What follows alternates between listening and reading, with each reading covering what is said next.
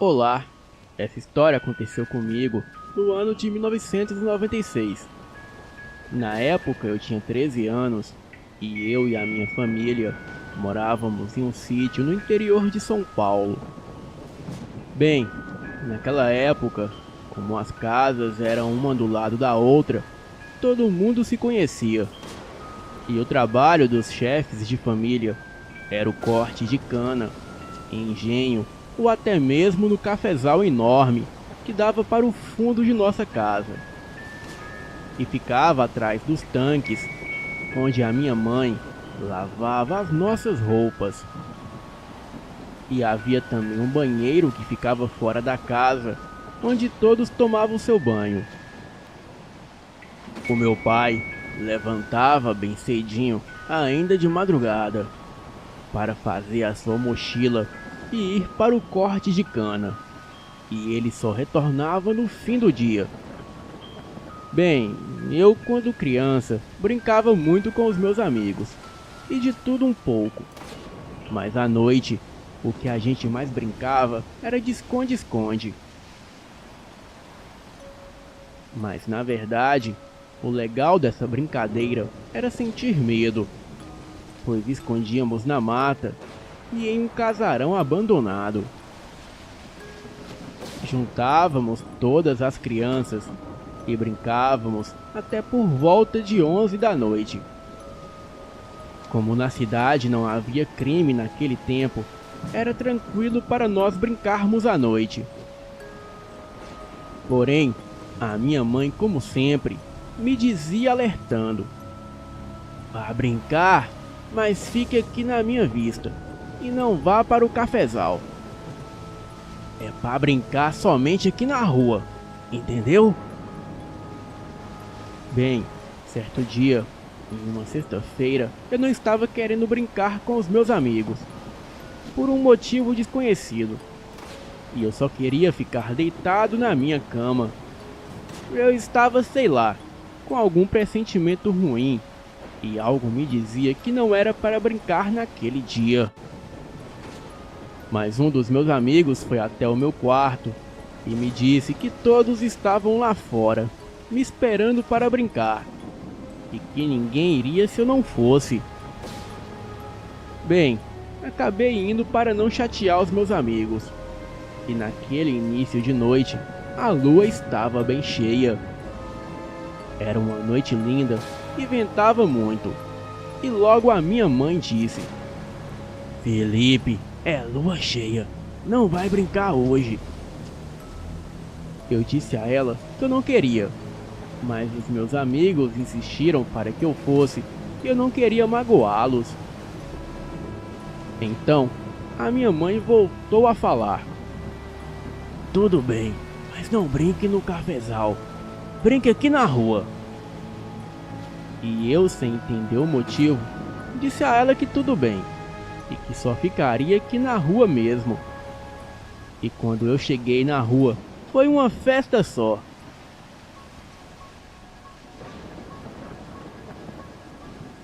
E fiquei muito contente em saber que os meus amigos gostavam da minha presença ali com eles.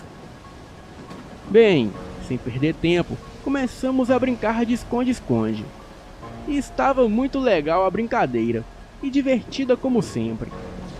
A nossa regra naquela noite foi que poderíamos esconder somente na rua, em cima das árvores, e poderia também dentro dos banheiros dos quintais, mas de maneira alguma no cafezal.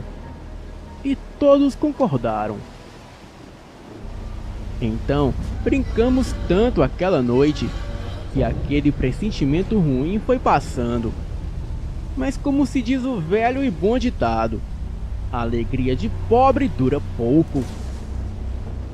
Então, um dos meus amigos teve a brilhante ideia de assustar todo mundo de uma única vez. E eu não sei se foi na inocência ou na burrice, pois não tínhamos ideia do que estava prestes a acontecer. Então, o meu amigo disse: "O que você acha de escondermos no cafezal e dar um susto tremendo em todo mundo?" Eu me lembrei do que a minha mãe disse e rapidamente falei para ele: Não, você esqueceu que hoje é lua cheia? E que é perigoso, ainda mais no cafezal. Ele retrucou dizendo que não iríamos sozinhos, pois o João e o Paulinho iriam com a gente e já estava tudo combinado. Eu novamente disse a ele que não, que era perigoso. Então ele começou a me zoar, me chamando de medroso, e disse também que se eu não fosse, ele iria contar para todo mundo que eu era um cagão. Bem, a pressão foi tanta na minha cabeça que eu resolvi fazer isso para mostrar que eu era corajoso. E este foi o meu maior erro. Bem, começou novamente a brincadeira. E quando todo mundo foi se esconder nos locais combinados, nós 4 fomos para o cafezal. E o meu amigo não parava de repetir: Vocês vão ver a cena quando a gente surgir e pular na frente deles. Eles vão ter o maior susto de suas vidas. No entanto, aquele pressentimento começou a voltar de novo, junto com um medo terrível. Então descemos cerca de 1 quilômetro café adentro, para ficar bem escondidos de todo mundo. Eu ouvia todo mundo falar que só estava faltando nós 4 e que ainda não havíamos aparecidos. Então ficamos cerca de meia hora ali, naquele cafezal. E eu, preocupado, disse para os meus amigos: Chega, eu vou voltar, não quero mais brincar. A minha mãe e os nossos amigos estão preocupados. Então, antes que eu pudesse sair dali e acabar com aquela brincadeira de mau gosto, eu ouvi passos pesados no cafezal. E rapidamente eu falei para todo mundo ficar quieto, pois estava ouvindo passos. A gente, com muito medo, ficamos cochichando, até que um dos meus amigos disse: Deve ser os nossos outros amigos, tentando nos assustar. Mas logo, tudo começou a ficar muito estranho, pois depois dos passos, começamos a ouvir uma respiração parecida com a de um porco, e um rosnado, junto com um cheiro insuportável de carniça. Ficamos paralisados, tentando entender o que os nossos ouvidos estavam escutando. E ia piorando cada vez mais. E foi quando olhamos e vimos que algo ia passando pelo cafezal e ia se mexendo e chacoalhando por inteiro. Um dos meus amigos, num momento de desespero, gritou: Parem de nos assustar! Já sabemos que são vocês! Foi a pior coisa que ele poderia ter feito, pois aquilo, sei lá o que, parou e de repente veio correndo e balançando o cafezal por inteiro.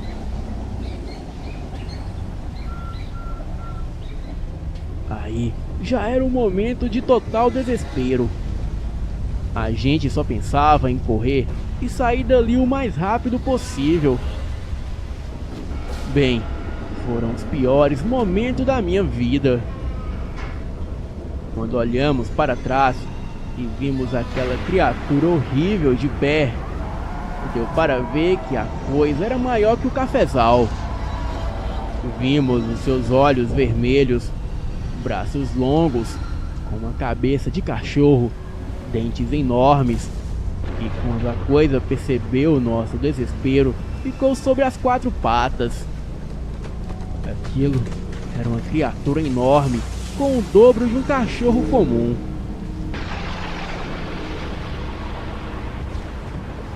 Então a coisa começou a correr atrás de nós, e o pavor foi tanto que corremos pelo meio do cafezal sem rumo, Os pés de café iam batendo em nossos rostos e nos braços, cortando a nossa pele. Eu comecei a me lembrar do que a minha mãe me disse naquela noite. Então, comecei a pedir a ajuda de Deus. A gente perdeu a noção de onde estávamos, pois estava um breu, e só a cerca de uns 50 metros para frente de onde estávamos que conseguimos sair do cafezal. Bem, e o mais terrível aconteceu.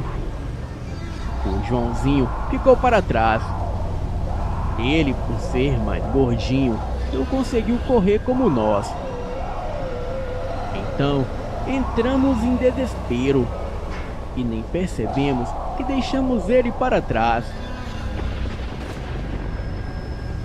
E logo ouvimos o grito dele ali próximo. Então, entramos a uns 10 metros adentro do cafezal novamente para guiar ele para a saída dali. Pois, como eu disse, estava muito escuro lá dentro do cafezal. Porém, lá fora estava claro, devido à luz da lua cheia. Ainda avistamos ele correndo em nossa direção e ficamos felizes por ele estar bem. Mas em questão de segundos, aquela coisa apareceu em seguida e o pegou pelas pernas e o arrastou para dentro do cafezal.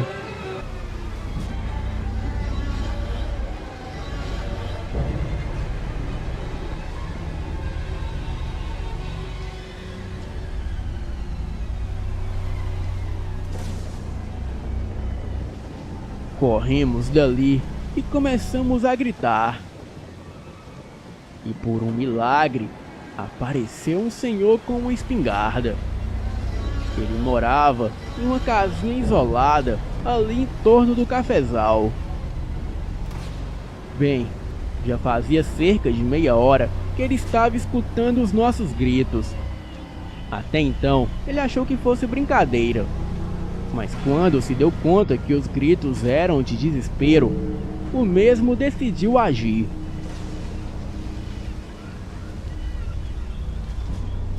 Pegou a sua espingarda e foi ver o que estava acontecendo. Ali na região, todo mundo tinha medo daquele homem, pois ele era um homem muito estranho. Ele entrou correndo dentro do cafezal e a gente só ouvia os tiros. E aos poucos, os curiosos foram chegando para ver o que estava acontecendo. E logo também veio a mãe do Joãozinho, a Dona Maria. Ela apareceu gritando onde estava o filho dela. Não demorou muito e os nossos pais chegaram. Os vizinhos se reuniram e pegaram tudo o que acharam em suas casas, como lanternas, facas, facão, foice, machado, espingarda e até mesmo uma espada katana que um dos vizinhos tinha. Assim, todos entraram no cafezal e nós três, apavorados em pânico, dissemos que foi uma criatura horrível que pegou o Joãozinho e o arrastou para dentro do cafezal. E também dissemos que aquele homem estranho foi atrás dele para salvá-lo. Bem, era isso que pensávamos. Não sei dizer quanto tempo demorou, mas aquele senhor saiu do meio do cafezal com o Joãozinho em seus braços e cheio de sangue. A gente não sabia se o sangue era do Joãozinho, da criatura ou do senhor. E quando a mãe do Joãozinho o viu nos braços daquele homem estranho, ela entrou em desespero. Ela gritava, perguntando o que ele havia feito com o filho dela. E quando todo mundo ia partir para cima dele, entramos no meio da conversa e contamos tudo como realmente aconteceu. O senhor, sem falar nada, entregou meu amigo nos braços da mãe e foi embora. Rapidamente chegou um carro de um dos encarregados que morava em uma casa grande, separada das nossas, e levou o Joãozinho para o hospital.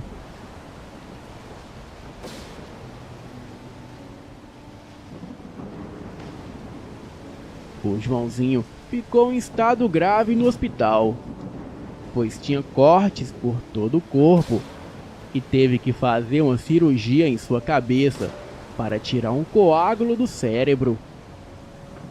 O meu amigo quase morreu devido à nossa desobediência. E eu nunca pensei que uma brincadeira inocente poderia causar tamanha tragédia. Bem, foram 3 meses no hospital passando por cirurgia. Ele estava em coma induzido e lutava pela vida. Os meus amigos já não eram os mesmos, e só iam para a escola e não saíam mais para brincar.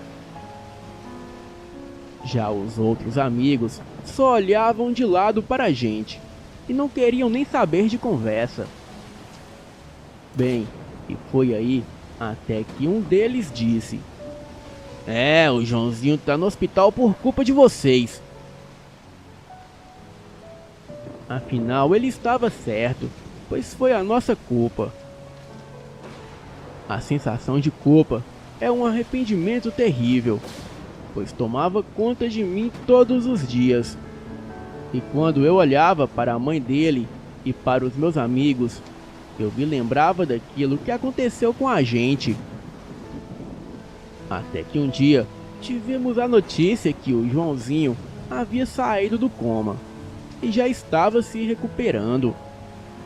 Bem, eu agradeci tanto a Deus por não ter deixado que o meu amigo morresse.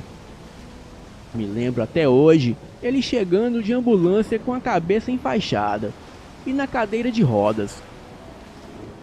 E ele só me deu um oi com a mão e entrou em casa. Resolvemos fazer uma festa de boas-vindas para ele, ali mesmo na rua. Bem, só que de dia, pois estávamos com medo daquilo voltar. Pedimos perdão para ele e dissemos que estávamos arrependidos. E com um gesto muito simples, ele disse com a fala um pouco enrolada que nos perdoou. Perguntamos para ele o que poderíamos fazer por ele. E ele me disse para nós agradecer àquele homem que o salvou aquele dia. E que se não fosse por aquele homem, com certeza ele estaria morto.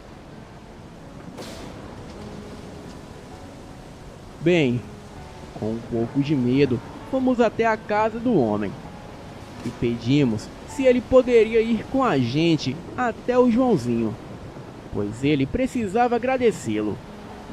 Então, o homem acenou com a cabeça dizendo que sim. Bem, foi muito emocionante ver aquela cena. O Joãozinho dizendo ao homem, e mais tarde descobri que aquele senhor se chamava Juarez, que quando tudo parecia perdido, veio um anjo e o salvou.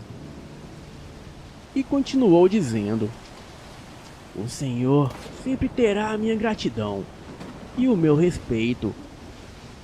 E em seguida, o Joãozinho pediu um abraço ao Juarez.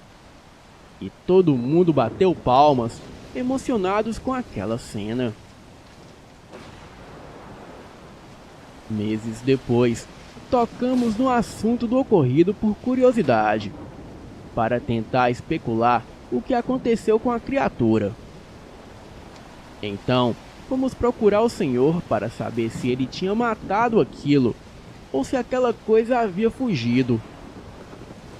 Bem, o Juarez era gago, e com um pouco de dificuldade na fala, ele nos disse: eu matei, mas aquele demônio caiu no rio e sumiu. Bom, foi essa a explicação que ele nos deu. Bem, essa foi a minha história. do meu terrível encontro com o lobisomem. Eu agradeço a Deus por estar aqui contando para vocês do canal. Eu aprendi que nunca devemos julgar ninguém pela aparência, pois a ajuda vem de onde você menos espera. E quando a sua mãe disser algo, ouça, escute e respeite, mesmo se para você isso não fizer sentido, pois as nossas mães têm um sexto sentido para coisas ruins, e a desobediência pode nos trazer danos irrecuperáveis, e o preço da desobediência muitas vezes é a morte. Agradeço de coração por contar a minha história. Boa noite.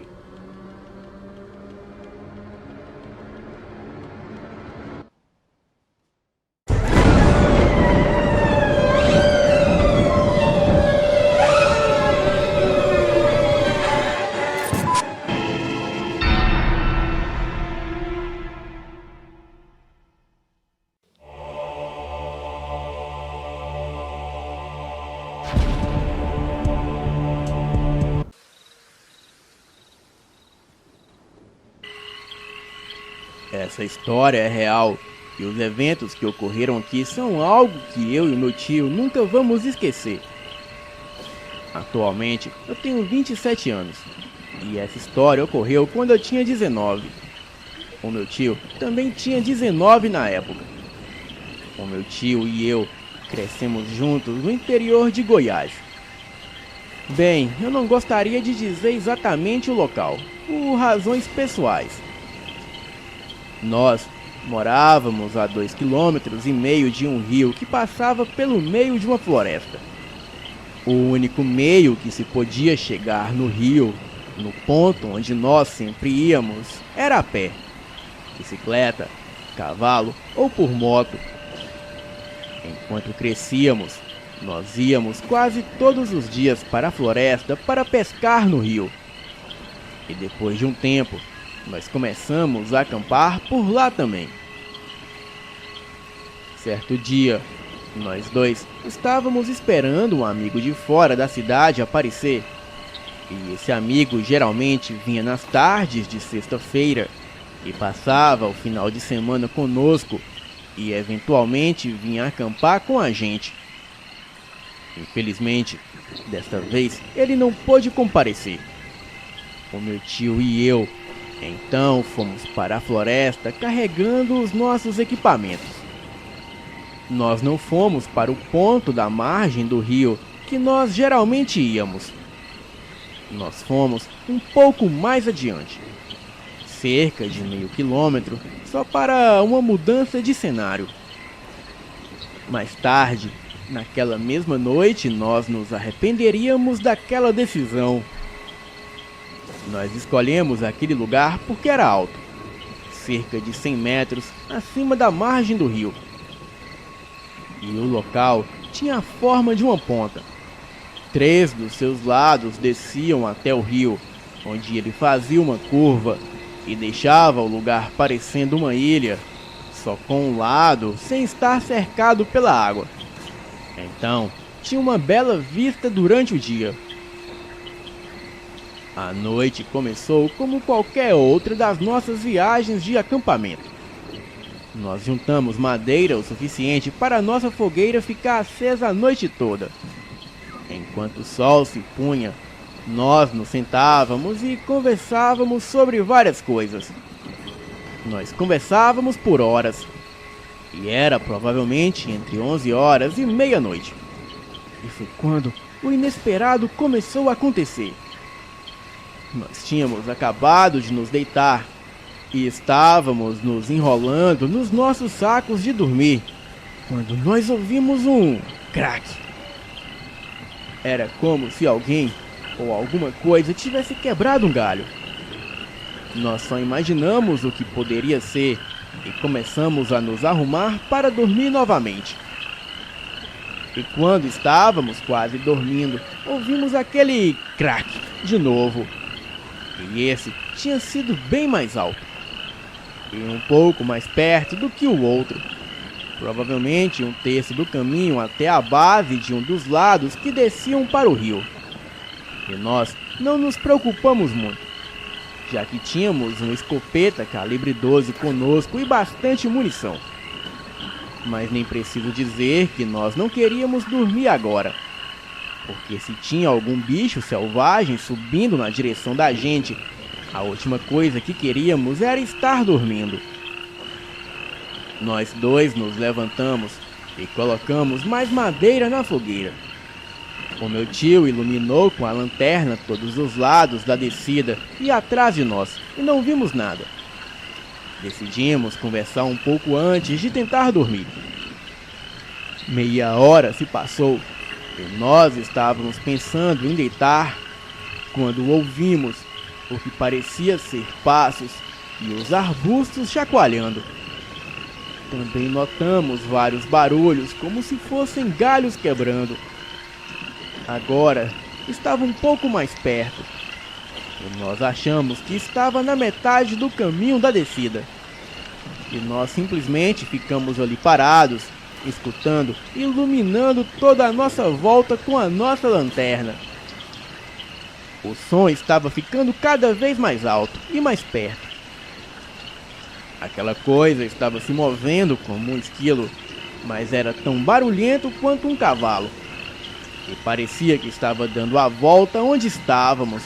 E não só isso, mas também estava ficando cada vez mais rápido e cada vez mais perto do nosso acampamento com cada volta que dava. O meu tio pegou a escopeta, já que não sabia mais o que fazer. Eu peguei a lanterna e iluminei exatamente onde estávamos ouvindo o barulho, mas não vi nada. E tudo que podíamos ver era folhas voando e arbustos se mexendo como se algo estivesse correndo entre eles. De repente, começamos a ouvir grito, como se várias mulheres gritassem. Nós tentamos não entrar em pânico, mas sabíamos que isso não era algo terreno. Aquela coisa que corria lá fora era tão rápida, mas ainda era possível enxergar uma labareda de fogo. Também ouvíamos aqueles gritos e o trotar como se fossem de vários cavalos. O meu tio mirou numa área que estava a uns 20 metros da gente, aonde eu estava iluminando agora, e atirou. Os trotar, os gritos e a movimentação parou imediatamente. E então nós nos sentimos um pouco mais relaxados. Mas ainda assim estávamos chocados. Nós conversamos sobre o que poderia ser aquilo, e se tinha a possibilidade de ser algum animal, e nós dois concordamos que não poderia ser nenhum animal que conhecíamos. E o mais provável era que fosse uma mula sem cabeça. Bem, depois de meia hora, tudo começou de novo. Começou lá embaixo, perto do rio, e começou a rodar de novo o acampamento e a chegar bem perto de nós. Desta vez, nós tentamos não atirar o máximo de tempo possível. E aqueles gritos estridentes e aqueles trotar chegaram a 10 metros de nós.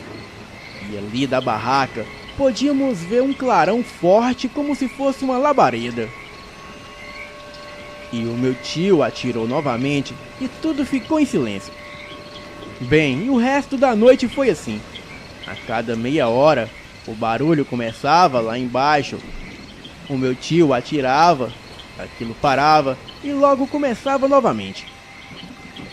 O que quer que fosse aquilo não podia ser visto, exceto aquela labareda de fogo. E o efeito daquilo no ambiente podia ser visto e ouvido. Enquanto aquilo corria naquele trotar, aquilo levantava muita poeira.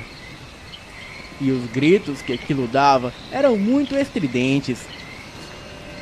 Bem, 2 vezes o meu tio deixou aquilo chegar a menos de 5 metros de nós antes de atirar. Mas mesmo assim, aquilo era tão rápido que só conseguimos ver o clarão. E também sempre começava novamente a cada meia hora. E assim foi até a aurora. Bem, até hoje eu estou meio confuso. Nós contamos para várias pessoas sobre o que aconteceu, mas para saber realmente como foi, você tinha que estar lá. Nós não dormimos naquela noite. E também nunca mais voltamos lá. O meu tio e eu conversamos sobre isso muito de vez em quando. E entre nós dois e algumas pessoas que nós contamos o que aconteceu ali, aquele ponto do rio ficou conhecido como o ponto da mula do diabo. Eu gostaria de saber o que era aquela coisa que estava lá. Bem, a única coisa que nós comentamos sobre aquilo, e nós sempre imaginamos o que poderia ter acontecido se tivéssemos apenas ficado sentado lá sem fazer nada. Agora, eu moro longe de onde aconteceu isso tudo, mas planejo voltar para lá no ano que vem. E eu gostaria de mostrar para alguns grupos de investigadores onde é aquele lugar. Mas eu não ficaria lá de noite. Boa noite.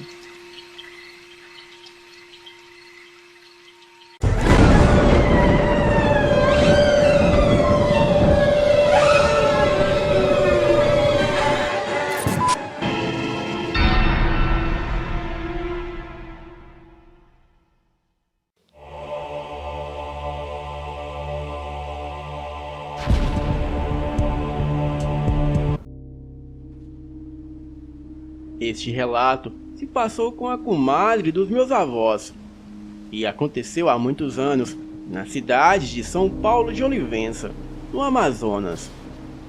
Certo dia, esse compadre, que se chamava Altamir, decidiu presentear sua esposa Josefina com um lindo cavalo negro que ele havia ganhado como pagamento de uma dívida. A princípio, a Josefina não quis aceitar o cavalo, mas depois decidiu ficar com o presente. A Josefina não gostava de animais, mas com o tempo ela passou a se apegar muito com o cavalo. Inclusive, havia noites que ela dormia no celeiro com o cavalo, e desde então coisas bizarras passaram a acontecer. O Altamir, algumas vezes, presenciou a esposa falar com o cavalo, e até aí tudo normal. Mas o que deixou ele de cabelo em pé foi escutar o cavalo respondendo a Josefina. Daí então todo o terror começou.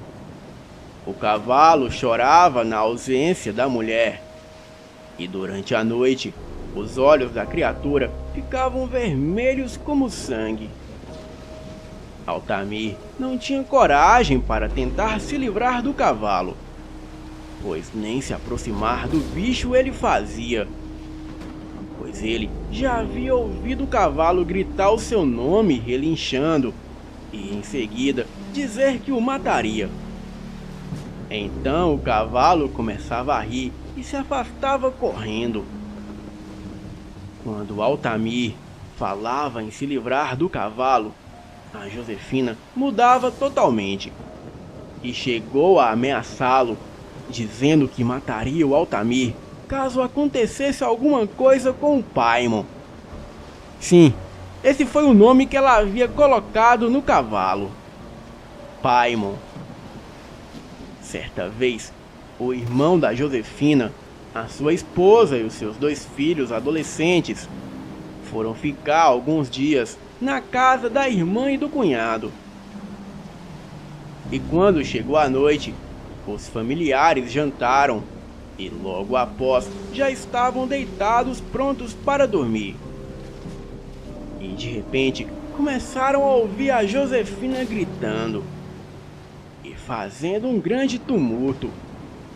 A esposa do Altamir estava aos berros, pedindo para o marido dar um fim no cavalo. Ela começou a ficar agressiva, dizendo que o cavalo não deveria permanecer ali. O rosto da mulher estava com outra expressão e a voz mais grossa. O marido, vendo que a situação estava complicada, decidiu contar toda a história para o irmão da Josefina, o Pedro. Então, Pedro e sua esposa chamaram um amigo deles, que era dono de um centro de macumba que o casal frequentava. E quando o macumbeiro chegou, conseguiu acalmar a mulher, e ela foi voltando ao normal. Mas quando ele foi até o curral para ver o cavalo, ele voltou de lá pálido, e parecia que havia visto um fantasma. Em seguida, ele disse que não poderia ficar ali na propriedade, e nada mais poderia ser feito. Então, ele logo tratou de ir embora às pressas. A mulher não queria mais o cavalo. Porém, sempre que o Altamir e o cunhado dele vendia o cavalo, o comprador retornava e devolvia o animal. Então, eles tentaram levar o animal para longe e o abandonar. Mas no outro dia cedo, ele estava de volta no curral. Ele ficava ali relinchando, como se estivesse dando gargalhadas de todos na casa. Pedro, irmão da Josefina, mandou a esposa e os filhos voltarem para casa, pois ele ficaria ali no sítio para ajudar a irmã e o cunhado. A minha avó certa vez foi visitar a comadre, pois tinha um tempinho que não a via. Ela parou na frente do sítio para tentar abrir a porteira e entrar, mas logo percebeu um trotar de cavalo se aproximando. E quando olhou, viu aquele enorme cavalo negro vindo em sua direção. E antes mesmo de nada sobrenatural acontecer, a minha avó ficou toda arrepiada. Então, o cavalo se aproximou e perguntou o que a minha avó queria ali. A minha avó fez o sinal da cruz, começou a orar.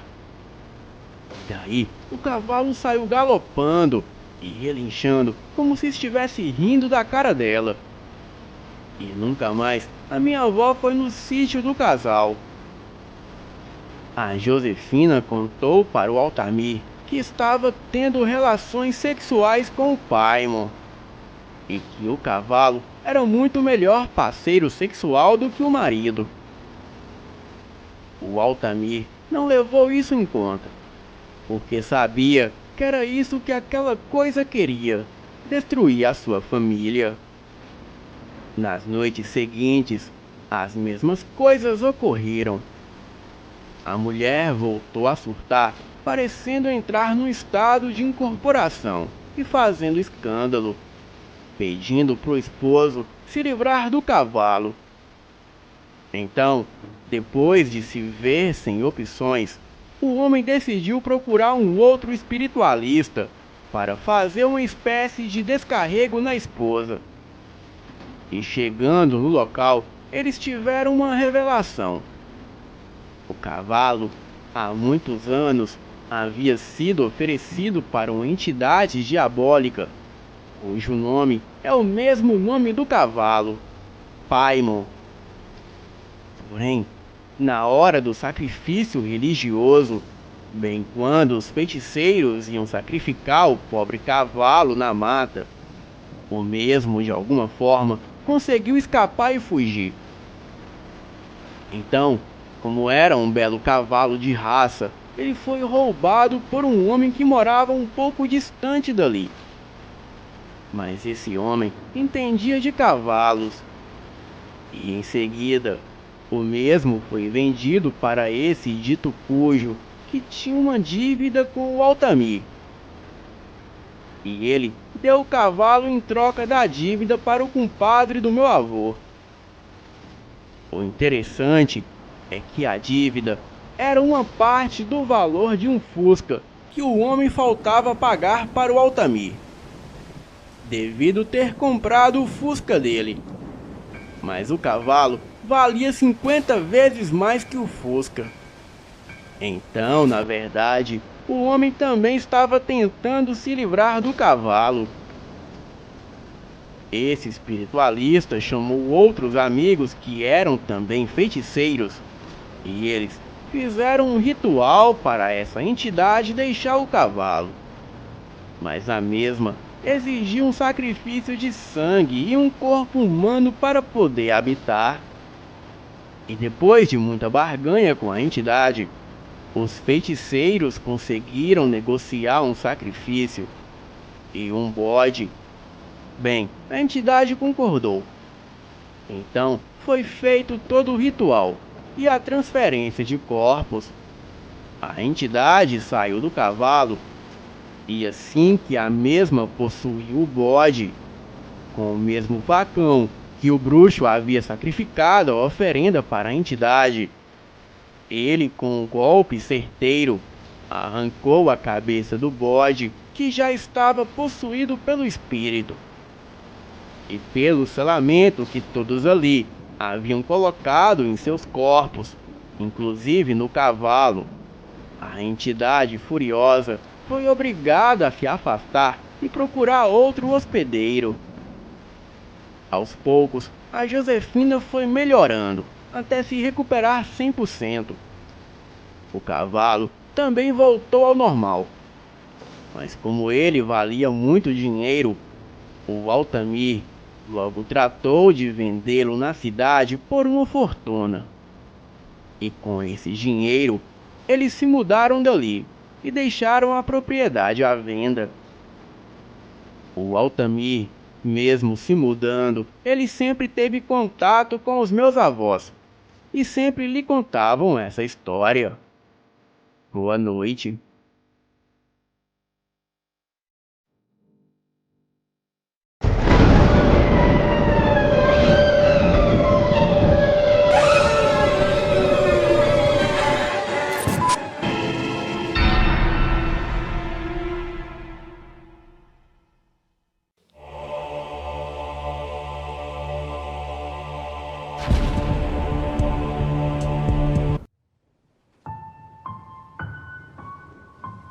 Olá, o meu nome é Reginaldo e eu moro em uma cidade que fica no interior de São Paulo.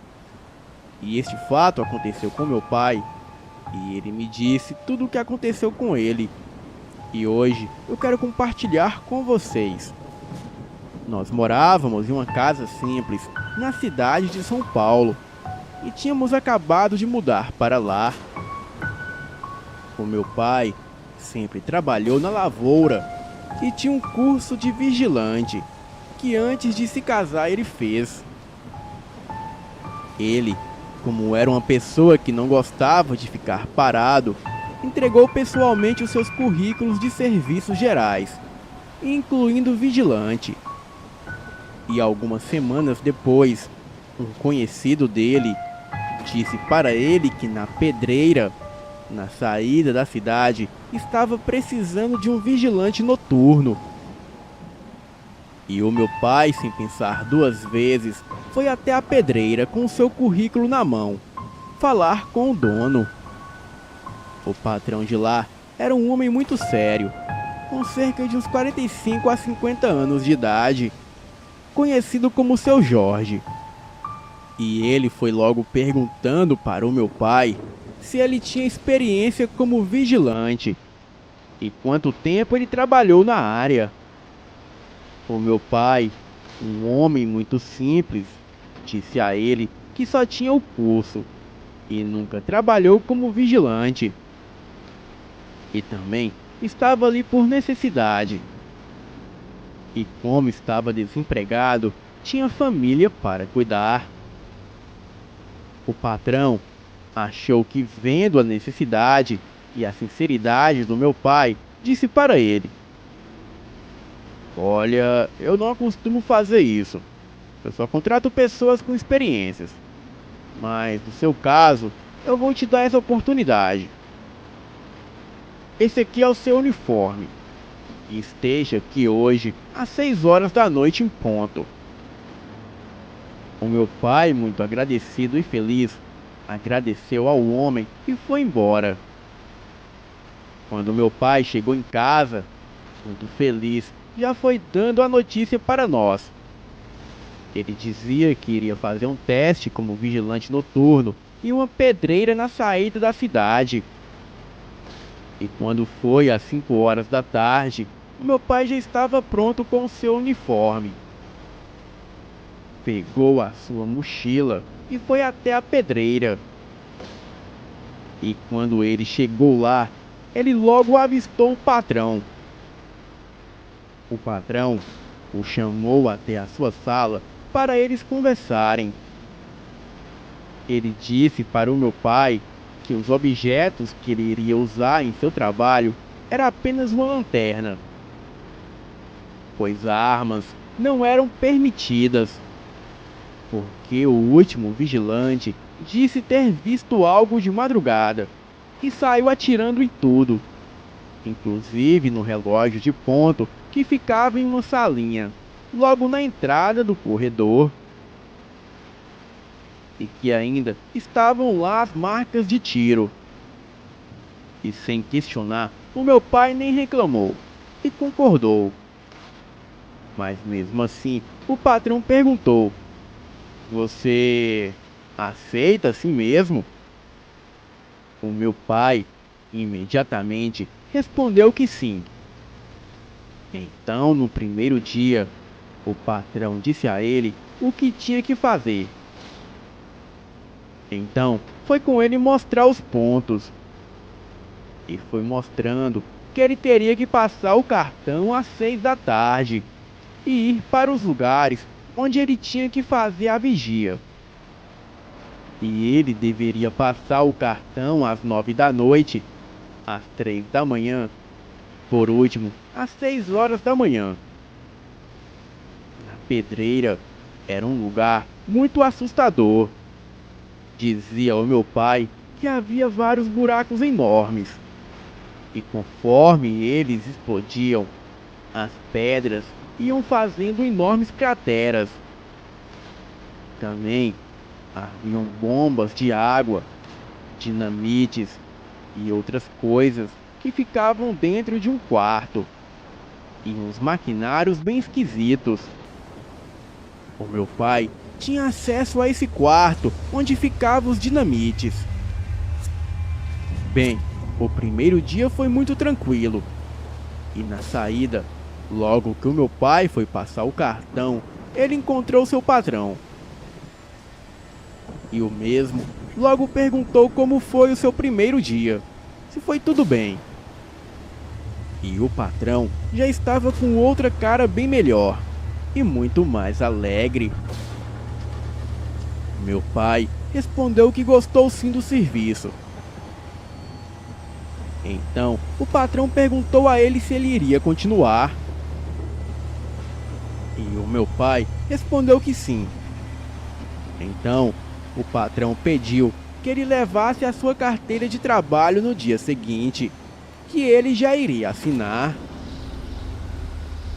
O meu pai, muito feliz, respondeu que sim.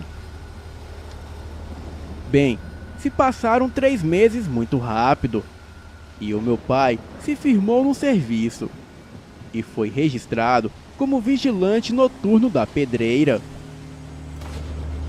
Certo dia, em um dia comum de trabalho, o meu pai se arrumou, fez a sua mochila, pegou a sua lanterna e foi para o carro trabalhar naquele dia.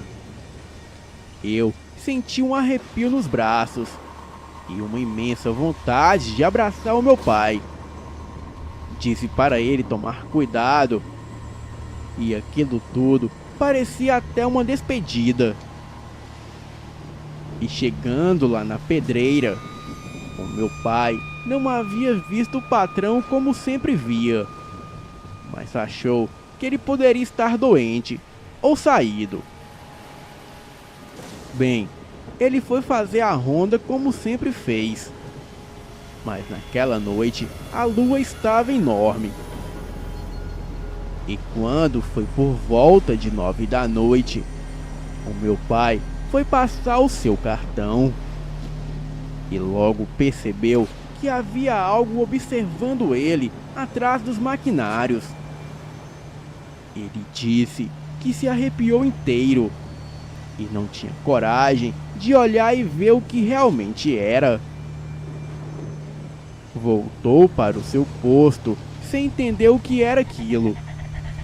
Entrou em sua sala, trancou a porta e ficou ali esperando a próxima ronda, que era meia-noite. E quando o relógio bateu meia-noite, ele passou seu cartão e foi andando até os pontos onde ele tinha que vigiar. E foi quando ele escutou uns rosnados parecidos com os de cachorro e um cheiro de cachorro molhado que se fundia com o cheiro de carniça. Uma respiração ofegante e aumentando cada vez mais. O meu pai, com as pernas bambas e braços arrepiados, ele não sabia o que fazer, pois o mesmo não tinha uma arma na mão. Ele olhava para os lados para ver se tinha alguma coisa para que ele pudesse se defender. E sabe-se lá o que era aquilo atrás dele. Logo, o meu pai encontrou um pedaço de ferro pontiagudo, parecido com um vergalhão, porém com uma ponta muito afiada. O meu pai, com aquela barra na mão, olhou para trás e perguntou: "Quem está aí? Vai embora!" E foi quando ele avistou aquela fera horrível e enorme, parecida com um cachorro, porém com o dobro do tamanho de um. A criatura estava sobre as 4 patas. A fera possuía olhos vermelhos, pelos negros, e a sua cabeça era muito parecida com a de um lobo. Aquela coisa se levantou e soltou um uivo medonho. O meu pai só pensou em correr. E ele correu até não sentir mais as suas pernas.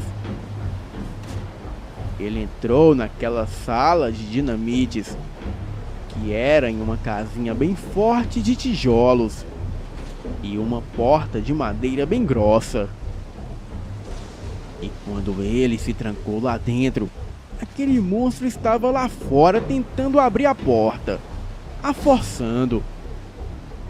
O meu pai encontrou uma madeira que servia para dar um reforço na porta pelo lado de dentro. Ele se perguntou por que tinha aquilo para reforçar a porta. E até parecia que não foi a primeira vez que aquela situação ocorria. Ele, já desesperado com medo daquilo, começou a orar pedindo a proteção de Deus. Ele me disse que só pensava em mim e na minha mãe. E foi quando ele percebeu que na porta tinha uma pequena janelinha que dava para abrir. Ele pegou a barra de ferro na mão, abriu a janelinha e foi quando aquela criatura horrenda enfiou seu braço e o meu pai pôde ver aquela cara horrível, cheia de ódio e dentes enormes, e um braço com unhas enormes, que era a coisa mais horrível do mundo. E quando aquela coisa passou o braço pela janela, o meu pai pegou a barra de ferro e cravou em seu braço. A coisa deu um uivo horrendo e o meu pai puxou novamente a barra de ferro e continuava a furar a criatura.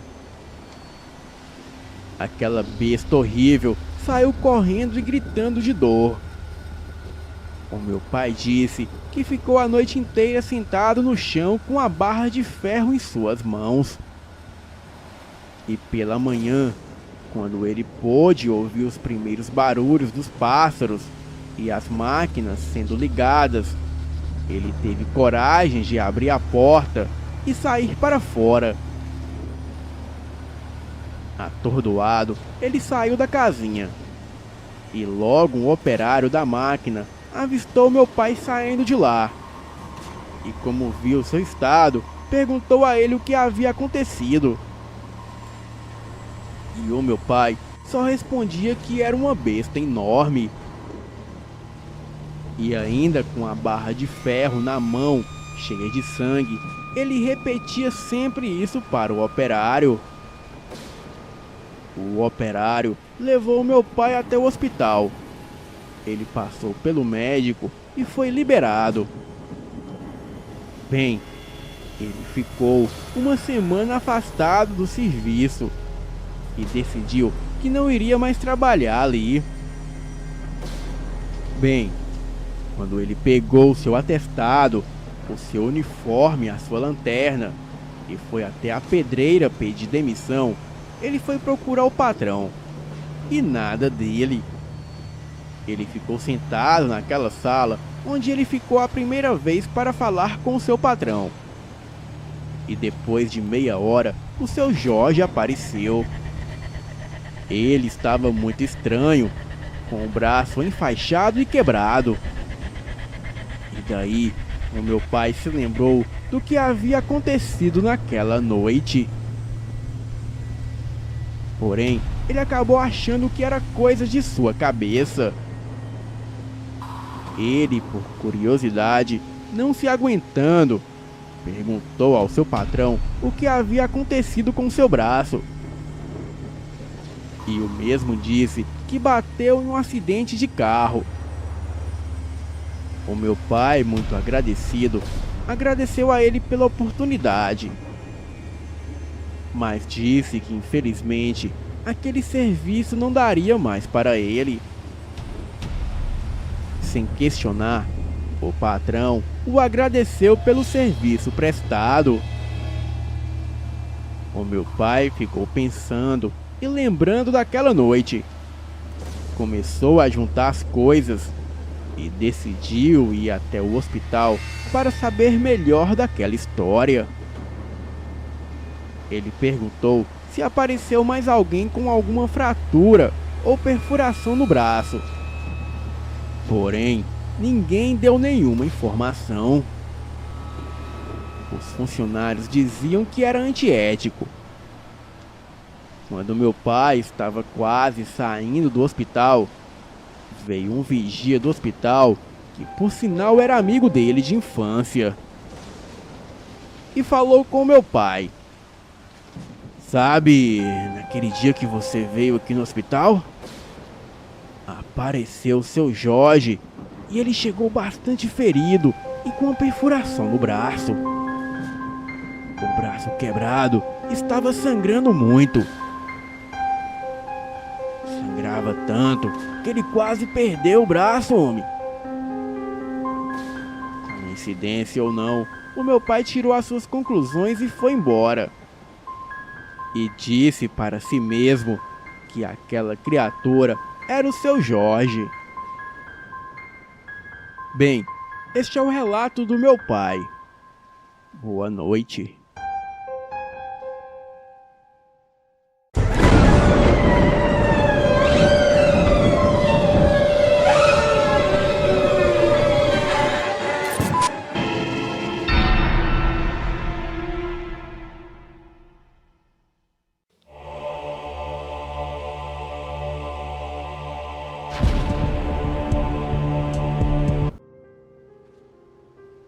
Olá, me chamo João, tenho 25 anos e moro em Osasco. Venho de uma família com diversidade religiosa, onde a minha mãe e mais alguns membros são espíritas. Eu, particularmente, não sigo nenhuma doutrina, mas acredito muito em Deus, nas forças espirituais e na natureza. E o que vou contar agora aconteceu comigo quando eu tinha 7 anos de idade. Antigamente, eles eram bem ativos com a religião.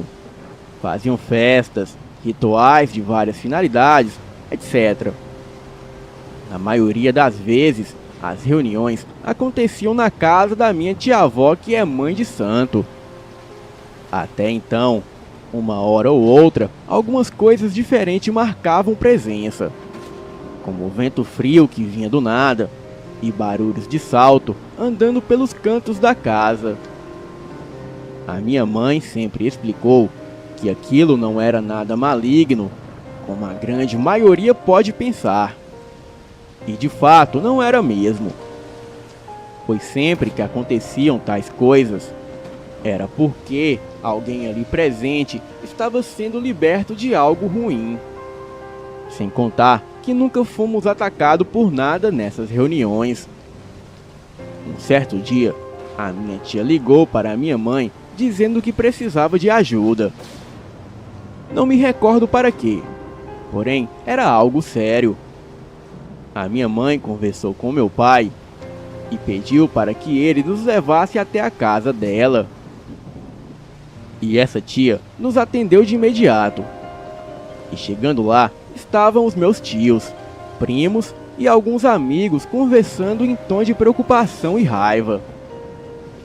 E quando entramos no quintal da casa, sentimos um cheiro muito forte de pimenta que começou a queimar os nossos rostos. Alguém percebeu e foi ao nosso encontro com algumas folhas nas mãos, pedindo para que esfregássemos um pouco nos rostos com os olhos fechados. E então não sentiríamos mais nada. E funcionou. A entrada da casa era pela cozinha. E ali estava sendo feita a pimenta. Passamos por lá e seguimos para a sala. Todas as luzes estavam apagadas. Apenas a claridade da rua e algumas velas iluminavam o cômodo. A minha mãe pediu para que o meu pai cuidasse de mim, enquanto ela verificava com a minha tia o que estava acontecendo. Sentamos em um dos cantos da sala e ficamos por lá alguns minutos olhando o pessoal trabalhar. E depois de meia hora, quase todos entraram na sala. A minha tia começou a explicar o motivo de tudo aquilo. Ela disse que alguém havia mandado coisas muito ruins para um pessoal ali presente e que precisava fazer algo para que o pior não acontecesse. Contou que foi um pedido de morte vindo de uma mulher que depois de um bom tempo eles descobriram quem era. E logo que ela terminou de explicar, o meu primo recebeu a entidade com a qual trabalhava.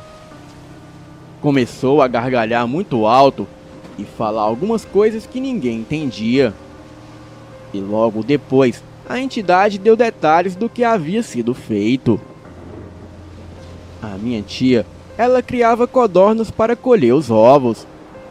Então, a entidade foi até o viveiro e pegou uma das codornas e segurou firme.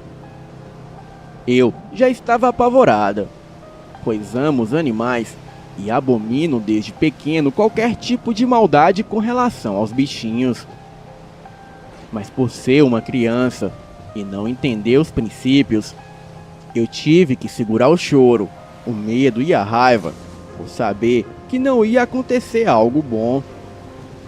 A entidade começou a falar em um idioma estranho.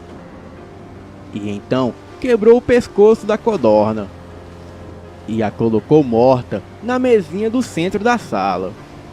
E em seguida disse: assim como quebrei o pescoço desse bicho e lhe tirei a vida, eu quebro também todo o mal que foi lançado.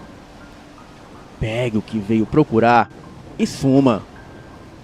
Na hora, todos começaram a orar, cada um do seu jeito. Eu estava em pânico e comecei a chorar. E foi quando a entidade virou para mim e disse: o que fiz aqui foi por uma causa maior. Não pense que machuquei o bicho em vão. E antes de ficar assim, espere e você terá uma surpresa. Bem, eu o olhava e acenava com a cabeça, concordando com tudo. E depois que todos se acalmaram, a entidade recolheu o bichinho da mesa e a codorna estava mole com o pescoço pendurado. E com toda a certeza do mundo, a codorna estava morta. Então, A entidade juntou a codorna entre as mãos e voltou a falar aquele idioma estranho. E do nada, caiu na gargalhada. Assoprou as mãos que estavam fechadas com a codorna dentro, agachou e chamou a minha atenção. Ei, menino, olhe. Bem, eu não queria, mas tive que olhar. E foi quando a entidade abriu as mãos e, para a surpresa de todos, a codorna saiu em disparada para fora de casa. Ele sorriu e disse que nem tudo é maldade. Também disse que ele fazia maldade sim. Mas naquele momento ele estava ajudando a salvar uma vida. Com a permissão do cara lá de cima. Este foi o termo que ele usou. E me emociono todas as vezes que conto isso. E desse dia em diante, eu comecei a acreditar piamente na existência de forças espirituais entre nós. Porém, nunca mais aconteceu algo assim. Pelo menos quando eu estava presente. Bem, este é o meu relato. Boa noite.